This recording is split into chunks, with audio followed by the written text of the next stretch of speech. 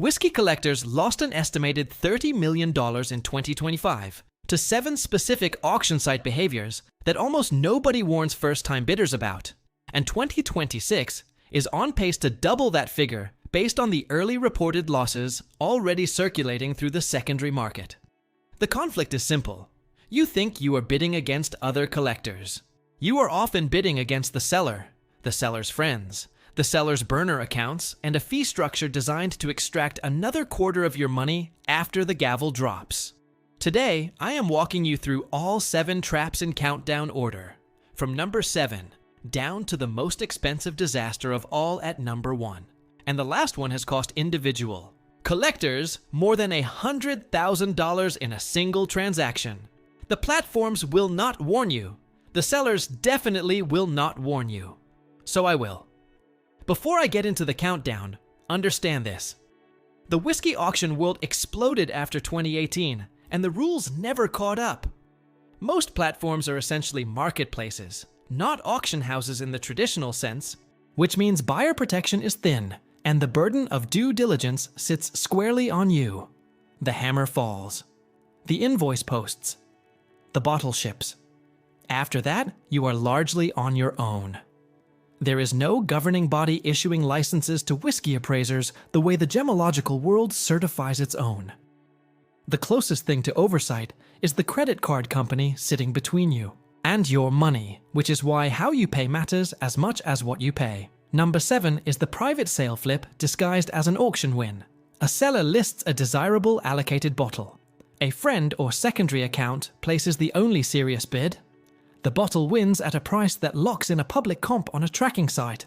Then the same bottle reappears 2 weeks later on a forum, with a make me an offer tag, and the real sale happens privately.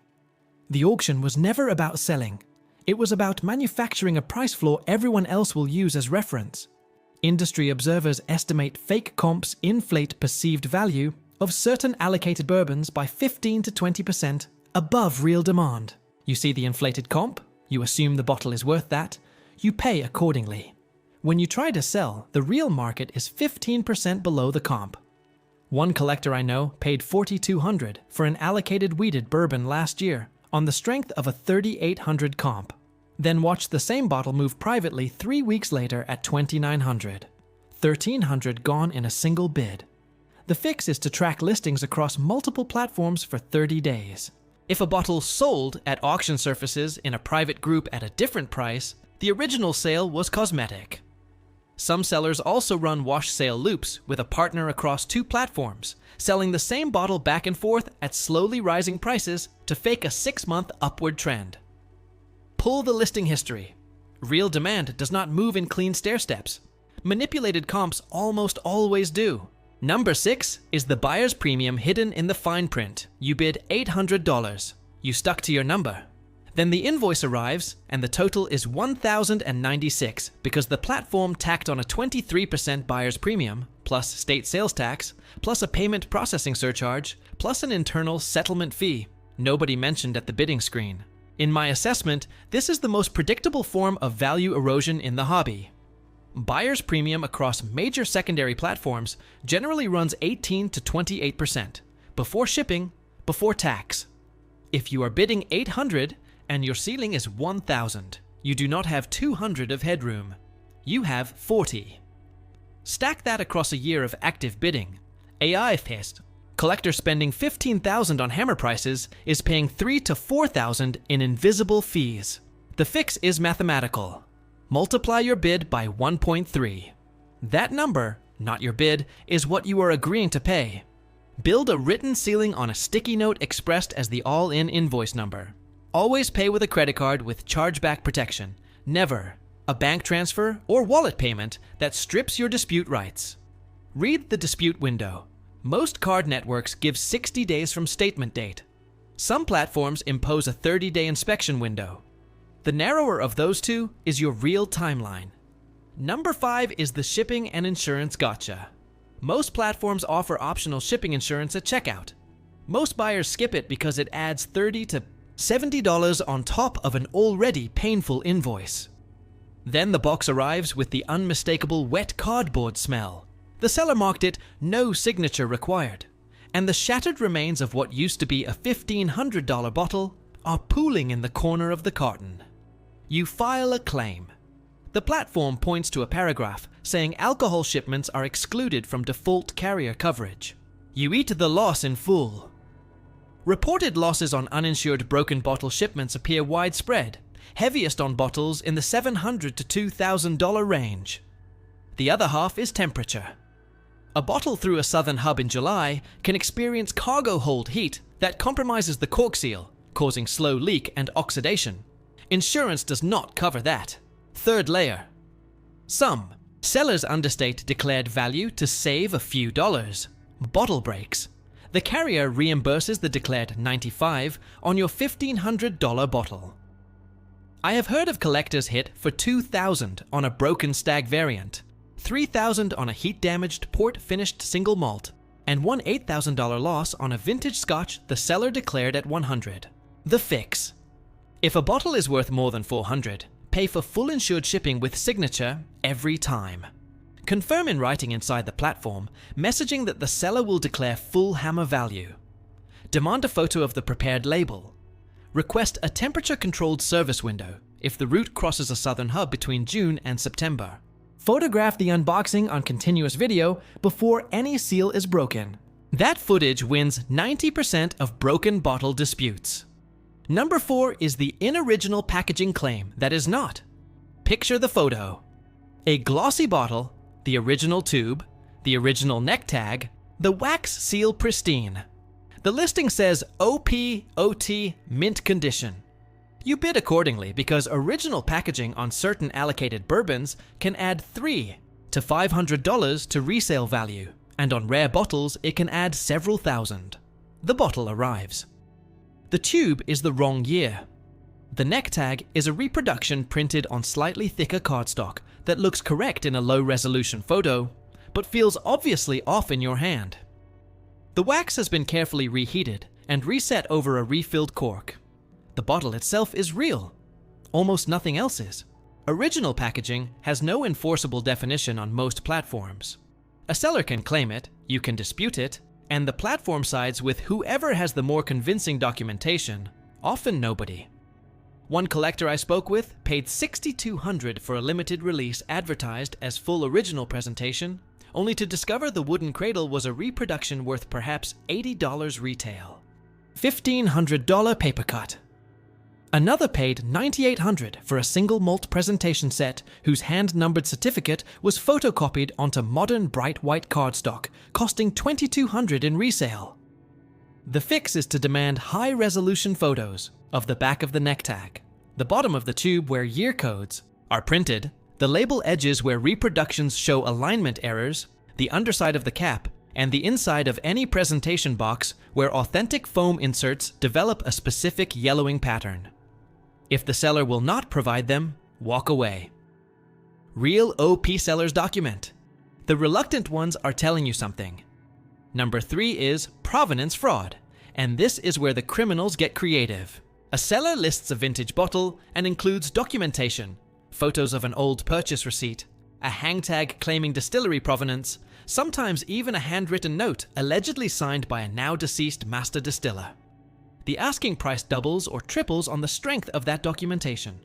Without paperwork, the bottle might fetch $4,000. With it, $10,000. Here is the mechanical truth. Distillery hang tags are trivially easy to fake at any decent print shop. Master distiller signatures from 20 or 30 years ago can be reproduced from publicly available photos. Old receipts can be aged with tea, sunlight, and a few weeks in a damp basement. Sophisticated forgers go further. They source old paper stock from estate sales, run it through inkjet printers with formulations mimicking period typewriter ribbons, then weather the document with controlled humidity. Industry observers note fake provenance appears widespread in the high-value vintage market, particularly for bottles from closed distilleries where verification is functionally impossible. The fix is provenance independence. If a bottle is being sold partly, on the strength of its documentation, treat the documentation as zero value unless it can be independently corroborated by the actual distillery, a recognized appraiser who will put their reputation on the line in writing, or a verifiable chain of custody from a reputable previous owner. Demand the full chain. Who bought it new? Who held it next? Who held it after that? Get names, get dates, get cross-references. A clean 3-link chain is worth more than the prettiest hang tag ever printed. For bottles above $5,000, third-party authentication services will physically inspect the bottle, verify glass mold marks against period production records, and issue a written report. The fee runs $200 to $400 and is the cheapest insurance available at this tier. Now a real auction room moment. I was watching a live bourbon session a couple of years back row of a wood-paneled tasting room that smelled faintly of old leather and dust. A bottle came up that everyone in the room with experience knew was probably refilled. Catalog said vintage 1990s wheated bourbon from a closed distillery. Bidding hit $4,000, then $5,000. The hammer fell at $6,800 to a guy in the front who looked like he had won the lottery. I remember the soft creak of his chair as he leaned back, satisfied, gold ring catching the overhead light. 2 months later, that same bottle was being quietly relisted by someone else for half what he paid. He had been had, and nobody in that room had stopped him. Nobody is your friend at the gavel. Number 2 is shill bidding. A seller has 3 or 4 secondary accounts, sometimes operated by friends who get a small kickback, sometimes by the seller through a VPN and a different email. The ring coordinates by group chat, often a private thread where one operator calls out the current price every 30 seconds and assigns the next bump to whichever account has been quietest. Real bidders place real bids. The shill accounts jump in at strategic moments to push the price upward without intent to buy. The seller's accounts withdraw at the last second through a retraction loophole, or simply by ensuring they never become high bidder when the timer expires. The result leaves the highest legitimate bidder paying 40 or 50% more than they would have in a clean auction. The patterns are visible if you look. Bidders with brand new accounts who only ever bid on this seller's listings. Sudden bursts in the final 2 minutes from accounts with no buying history. Price runs that suspiciously stop 2 notches below the next round number. Bidders whose usernames follow a similar convention, often a first name plus 3 digits. Reported losses to shill activity across the secondary whiskey market run into several millions annually. Live bidding wars also trigger a hot cognition response that bidders chase past their preset ceilings because the competition itself becomes the reward. The fix is patience. Set a maximum bid in. Advance based on recent verified private sales, not auction comps. Place that bid through proxy bidding. Walk away from the screen. Refuse any auction with no anti-sniping extension, because static end times are what shill rings exploit most aggressively. Favor platforms that publish bidder histories so suspicious patterns become public. If a single seller's lots show the same 3 or 4 bidder names across a dozen listings, add that seller to a permanent skip list. There is always another bottle. Always.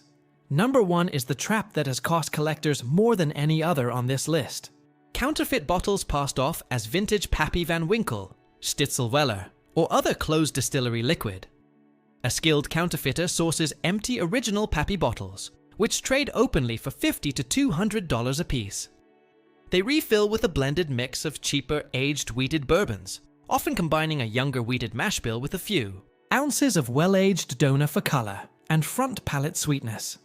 They color match against a calibrated light source until the liquid reads identical to a reference photo. They recork with period-appropriate corks salvaged from other vintage bottles, matching branding and char pattern. They reset the wax seal with a heat gun, dental pick, and steady hand. Then dust the neck with fine talc to mimic decades of cellar handling. They produce fake hang tags on antique paper with ink chemistry chosen to fluoresce correctly under blacklight. They list with confident provenance, clean photography, and a backstory about inheriting from a relative in the industry. A collector who has wanted that bottle for a decade pays $4,000 to $25,000, depending on year and mythology. Industry observers note counterfeit Pappy and Stitzelweller activity appears widespread, with some experts estimating a meaningful percentage of vintage Van Winkle bottles in the highest price tier may be of questionable authenticity.